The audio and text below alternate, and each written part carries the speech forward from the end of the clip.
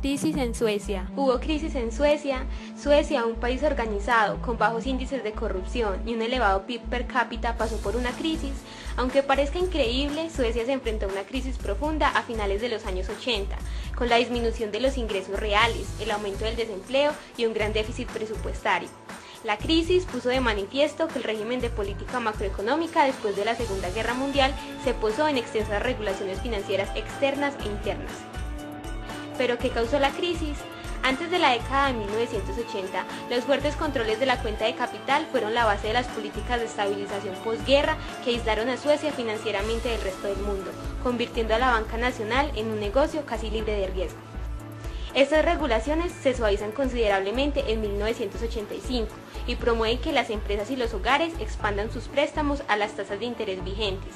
Los bancos se enfrentan a una competencia más abierta y agresiva por la cuota de mercado y se adaptan expandiendo los créditos, incentivando a las personas a endeudarse.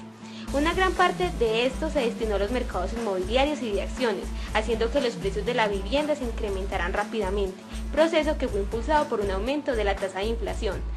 Las bajas tasas de interés se convierten en una tentación para tomar préstamos adicionales para las inversiones y el consumo. El resultado fue la creación de una burbuja financiera en la economía sueca, construida sobre el endeudamiento excesivo en el sector privado. Las exportaciones se reducen mientras que las importaciones se disparan, la cuenta corriente empeora y los efectos de la liberalización financiera no fueron contrarrestados por las medidas de política de contracción, pues la política monetaria se había enfocado en el tipo de cambio fijo de la moneda sueca, la corona. En los 90 las tasas de interés suecas se vieron obligadas al alza por factores internacionales. Además, el Banco Central las eleva por encima de las tasas del resto de Europa, en un intento de defender la corona, pues se encontraba amenazada por ataques especulativos y poca credibilidad en el tipo de cambio fijo. Cuando las tasas aumentan, los precios de los activos se derrumban y se presenta una fuerte caída en la demanda agregada, provocando un aumento en el desempleo. Como consecuencia del descenso en la actividad económica, el aumento del desempleo y el apoyo del gobierno al sector financiero, el déficit presupuestario aumentó alarmantemente y la credibilidad de la corona sigue cayendo hasta que su defensa se desploma y se introduce un tipo de cambio flexible. ¿Cómo Suecia sale de la crisis?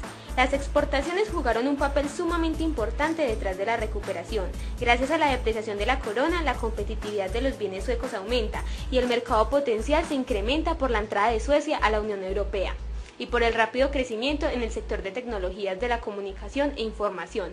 El tipo de cambio flexible permite que las tasas de interés fueran gradualmente disminuidas. El éxito radica entonces en la adecuada aplicación de políticas coordinadas, es decir, una buena combinación de decisiones de política monetaria y política fiscal que conllevan a un control relativo de las variables macroeconómicas.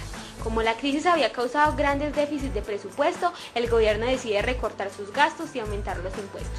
A medida que la crisis aumentaba, el gobierno se vio obligado a responder con el fin de mantener la estabilidad del sistema financiero. Este proceso se convierte en el modelo de resolución bancaria, que tiene componentes que fueron decisivos para la recuperación. Primero, garantía total de los pasivos bancarios. El gobierno, en cooperación con la oposición, anuncia que los depositantes y las instituciones financieras en las que el Estado estaba implicado debían ser totalmente protegidas de cualquier pérdida futura en sus reclamaciones, con el propósito de que los hogares, las empresas y demás acreedores pudieran sentirse seguros y mantener los servicios de financiación extranjeros. Segundo, la unidad política. Se establece un acuerdo entre el gobierno y la oposición política que permite que el modelo sueco de resolución bancaria funcione desde el inicio. Tercero, la acción política de SWIFT. Se respondió a la crisis mediante la adopción de medidas decisivas para apoyar el sistema financiero y en particular los bancos en apuros. De esta manera la confianza de los depositantes y contrapartes del sistema financiero se fortaleció en una etapa temprana de la crisis financiera. Cuarto, se establece una autoridad de apoyo bancario y se crea como una entidad independientemente del gobierno. 5. Los bancos se vieron obligados a revelar todas sus posiciones financieras. Este requisito facilita la resolución y es sumamente aceptado por la opinión pública, pues refleja un proceso transparente y justo. Sexto, política de resolución diferenciada.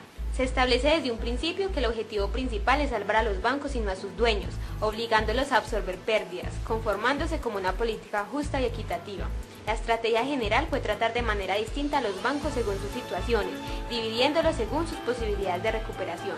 Suecia experimenta una rápida recuperación y tan pronto como la economía estaba en expansión, la presión sobre el sistema bancario comenzó a disminuir, los balances se fortalecieron y el sistema bancario se convirtió en una empresa rentable. Suecia se caracteriza por su pensamiento a largo plazo, que sumado con su tradición de confianza en las instituciones y las lecciones aprendidas con la crisis financiera, convierten al modelo sueco de resolución bancaria en un punto de referencia para los países que enfrentan crisis.